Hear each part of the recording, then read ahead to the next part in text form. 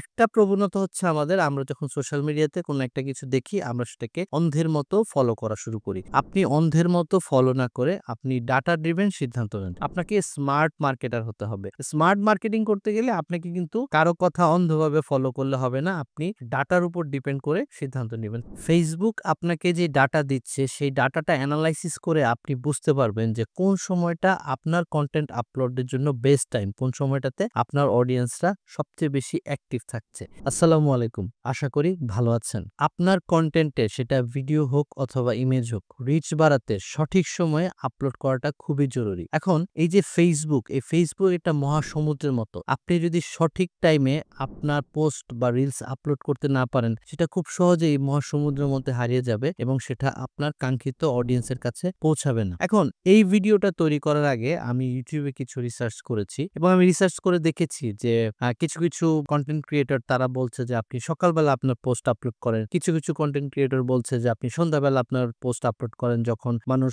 Social মিডিয়াতে বা ফেসবুকে অনেক অ্যাক্টিভ থাকে। এখন ওনারা যে ইনফরমেশন গুলি দিচ্ছে, এই ইনফরমেশন গুলো ওনারা কিসের উপর বেসিস করে বলছে? এটার সোর্সটা কি? এটার ডাটাটা কি? তারা কি কোনো ডাটার উপর নির্ভর করে কথা বলছে? না, ওনারা কিন্তু কোনো ডাটা দেখিয়ে কথা বলেনি। এখন আপনার অডিয়েন্সরা কোন সময়টাতে সবচেয়ে বেশি অ্যাক্টিভ থাকে এই সিদ্ধান্তটা আপনি ডাটা দেখে নেন। Facebook কিন্তু আপনাকে সেই ইনফরমেশনটা প্রোভাইড করছে যে আপনার অডিয়েন্সরা কোন সময় বেশি অ্যাক্টিভ থাকছে। আপনি সেটাকে রিসার্চ করে দেখেন এবং এই রিসার্চ করে আপনি যখন দেখবেন যে আপনার অডিয়েন্সরা কোন সময় অ্যাক্টিভ থাকছে, সেটা দেখে যদি আপনি সিদ্ধান্ত নেন, সেই সিদ্ধান্তটা হবে সঠিক সিদ্ধান্ত। এখন একটা প্রবণতা হচ্ছে আমাদের আমরা যখন সোশ্যাল মিডিয়াতে কোনো একটা কিছু দেখি আমরা সেটাকে অন্ধের মতো ফলো করা শুরু করি। আপনি অন্ধের মতো ফলো না করে আপনি ডাটা ড্রিভেন সিদ্ধান্ত নেন। এখন ডাটা ড্রিভেন সিদ্ধান্ত কিভাবে আপনি নিবেন আমি সেটা এই ভিডিওতে বিস্তারিত আলোচনা করব। আপনাকে একদম ডিটেইলস ডাটার উপর ডিপেন্ড করে আপনাকে দেখাবো।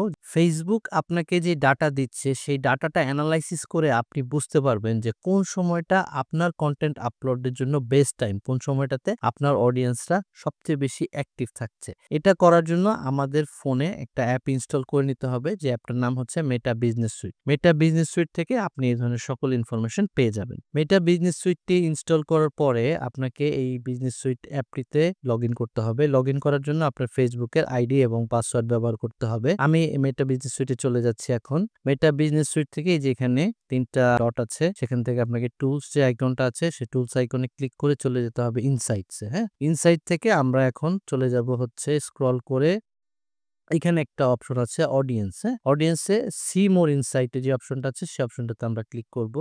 এই অপশনে দেখেন এইটা হচ্ছে আপনার ফলোয়ারের সব ইনফরমেশন এখানে আছে, মানে আপনার যারা ফলোয়ার তাদের সব ইনফরমেশন এখানে পাবেন। এখান থেকে আপনি একটু স্ক্রল ডাউন করে নিচে চলে যাবেন। এইখানে দেখেন একটা অপশন আছে মোস্ট অ্যাক্টিভ টাইমস। হ্যাঁ, মোস্ট অ্যাক্টিভ টাইমসে গেলে আপনি দেখতে পাবেন যে কোন সময়ে আপনার অডিয়েন্সরা সবচেয়ে বেশি অ্যাক্টিভ থাকছে। এই যে এখানে বারগুলি দেখাচ্ছে, এই বারগুলির মধ্যে সবচেয়ে যেটা উঁচু সেটা হচ্ছে এই সময়টাতে আপনার অডিয়েন্সরা সবচেয়ে বেশি অ্যাক্টিভ থাকে।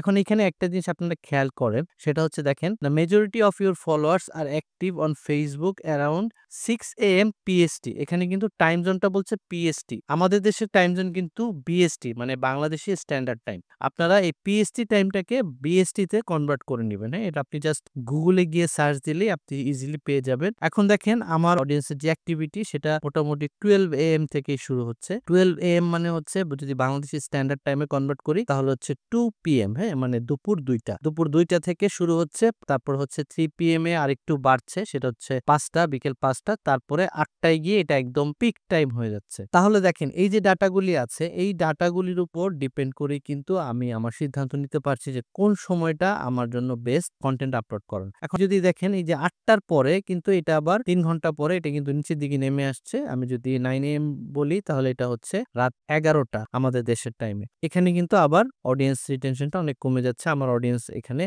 অনেকটা চলে যাচ্ছে। তাহলে এই যে বিষয়টা, এই বিষয়টা কিন্তু আপনাদেরকে খেয়াল রাখতে হবে। তাহলে আমি যেটা করব সেটা হচ্ছে আমি 5টার সময় আমার কন্টেন্টগুলি আপলোড দিব। এই জিনিসগুলি আপনারা খুব ভালোভাবে এনালাইসিস করবেন। এনালাইসিস করে আপনি সিদ্ধান্ত নেবেন যে আপনার কোন টাইমটা আপনার জন্য বেস্ট। এগুলো হচ্ছে ডাটা ড্রিভেন ডিসিশন। হ্যাঁ, আপনাকে স্মার্ট মার্কেটার হতে হবে। স্মার্ট মার্কেটিং করতে গেলে আপনাকে কিন্তু কারো কথা অন্ধভাবে ফলো করলে হবে না। আপনি ডাটার উপর ডিপেন্ড করে সিদ্ধান্ত নেবেন। তারপরে দেখেন এইখানে আরো নিচে আপনার ডেমোগ্রাফিক আছে। ডেমোগ্রাফিক বলতে আপনাকে পুরুষরা কত পার্সেন্ট ফলো করে, আপনাকে মহিলারা কত পার্সেন্ট ফলো করে। তারপরে এখানে আরো আছে, যেমন ধরেন আপনাকে ঢাকা থেকে কয়জন ফলো করে, চিটাগং থেকে কয়জন ফলো করে, খুলনা থেকে কয়জন ফলো করে। এই ধরনের ডেমোগ্রাফিক আছে। এইগুলা দেখে আপনি সিদ্ধান্ত নিবেন আপনার কনটেন্টটা কোন টাইমে আপলোড দেওয়াটা জরুরি। আশা করি এই ভিডিওটি আপনার জন্য হেল্পফুল ছিল। দেখা হবে পরবর্তী কোনো ভিডিওতে। সে পর্যন্ত সবাই ভালো থাকবেন। ধন্যবাদ।